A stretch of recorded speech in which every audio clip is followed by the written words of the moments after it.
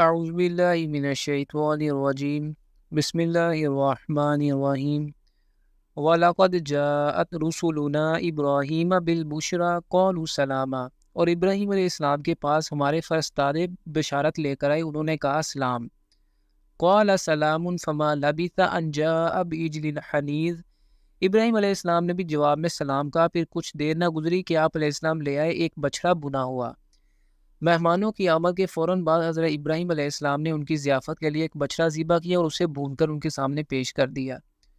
فَلَمَّا رَأَىٰ أَيْدِيَهُمْ لَا تَصِلُ إِلَيْهِ، پھر جب آپ علیہ السلام نے دیکھا کہ ان کے ہاتھ اس کی طرف نہیں بڑھ رہے ہیں، نَكِرَهُمْ وَأَوْجَسَ مِنْهُمْ خِيفَةً، تو آپ علیہ السلام نے ان میں اجنبیت پائی، ان کی طرف سے یہ خوف محسوس کیا۔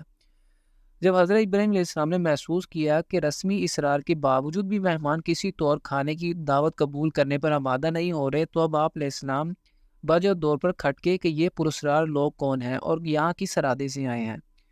قالوا لا تخف انا ارسلنا الی قوم لوط، انہوں نے کہا آپ علیہ السلام ڈریے نہیں، اصل میں تو ہم بھیجے گئے ہیں قوم لوط کی طرف، یعنی ہم فرشتے ہیں اور ہمیں قوم لوط کی طرف عذاب کی غرض سے بھیجا گیا ہے۔ وَامْرَأَتُهُ قَائِمَةٌ فَضَحِكَتْ، اور آپ علیہ السلام کی بیوی کہیں قریب کھڑی تھی تو وہ ہنس پڑی۔ حضرت سارہ علیہ السلام قریب ہی کھڑی، کہیں پردے کے پیچھے کھڑی، یہ ساری باتیں سن رہی تھیں۔ فَبَشَّرْنَاهَا بِإِسْحَاقَ وَمِن وَرَاءِ إِسْحَاقَ یعقوب، تو ہم نے اسے بشارت دی اسحاق علیہ السلام کی اور اسحاق علیہ السلام کے بعد یعقوب علیہ السلام کی، یعنی فرشتوں نے حضرت سارہ علیہ السلام کو حضرت اسحاق علیہ السلام کی ولادت کی خوشخبری دی اور ساتھ ہی حضرت یعقوب علیہ السلام یعنی پوتے کی بھی۔ اس وقت حضرت حاجرہ علیہ السلام کے ہاں حضرت اسماعیل علیہ السلام کی ولادت ہو چکی تھی۔ حضرت سارہ علیہ السلام حضرت ابراہیم علیہ السلام کی پہلی بیوی تھی، جبکہ حضرت حاجرہ کو آپ علیہ السلام کی خدمت میں بادشاہ مصر نے پیش کیا تھا۔ یہودیوں کے ہاں حضرت حاجرہ علیہ السلام کو کنیز سمجھا جاتا ہے، حالانکہ آپ علیہ السلام مصر کے شاہی خاندان کی خاتون تھی۔ آپ علیہ السلام کے ہاں حضرت اسماعیل علیہ السلام کی ولادت ہوئی تو حضرت ابراہیم علیہ السلام ان دونوں ماں اور بیٹے کو اللہ کے حکم سے حجاز میں اس جگہ چھوڑائے جہاں بعد میں بیت اللہ تعمیر ہونا تھا۔ بہرحال حضرت سارہ علیہ السلام کے ہاں اس وقت تک کوئی اولاد نہیں تھی، چنانچہ فرشتوں نے آپ علیہ السلام کو بیٹے کی اور پھر اس بیٹے کے بیٹے کی ولادت کی بشارت دی۔ قالت یا ویلتا اعلد وانا اعجوز وهذا بعلی شیخا ان هذا لشیء عجیب، اس نے کہا ہائے میری شامت، کیا میں بچہ جنوں گی جبکہ میں نہایت بوڑھی ہو چکی ہوں اور یہ میرے شوہر بھی بوڑھے ہیں، یہ تو بہت عجیب بات ہے۔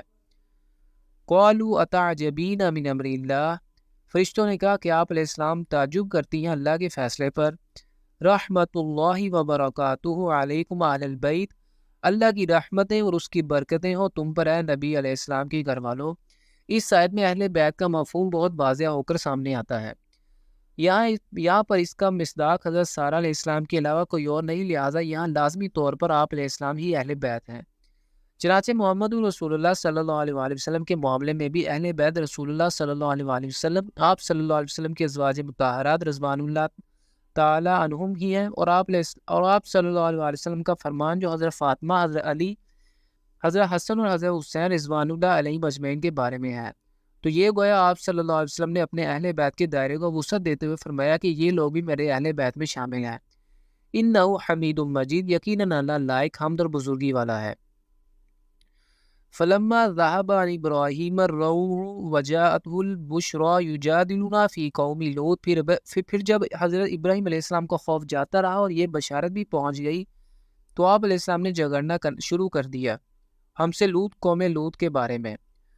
حضرت ابراہیم علیہ السلام کا یہ مجادلہ تورات میں بڑی تفصیل سے بیان ہوا ہے۔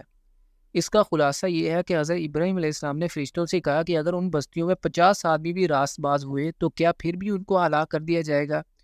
فرشتوں نے جواب دیا کہ نہیں، پھر انہیں ہلاک نہیں کیا جائے گا۔ پھر حضرت ابراہیم علیہ السلام نے 40 آدمیوں کا پوچھا تو انہوں نے کہا کہ پھر بھی ان کو تباہ نہیں کیا جائے گا۔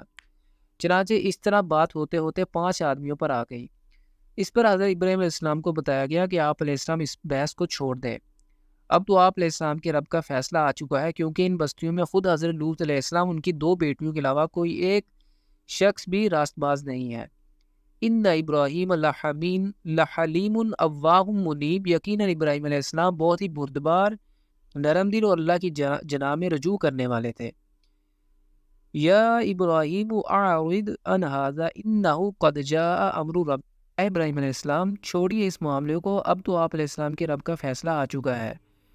وَإِنَّهُمْ آتِيهِمْ عَذَابٌ غَيْرُ مَرْدُودٌ، اور ان پر وہ عذاب آ کر ہی رہے گا جسے لوٹایا نہیں جا سکے گا۔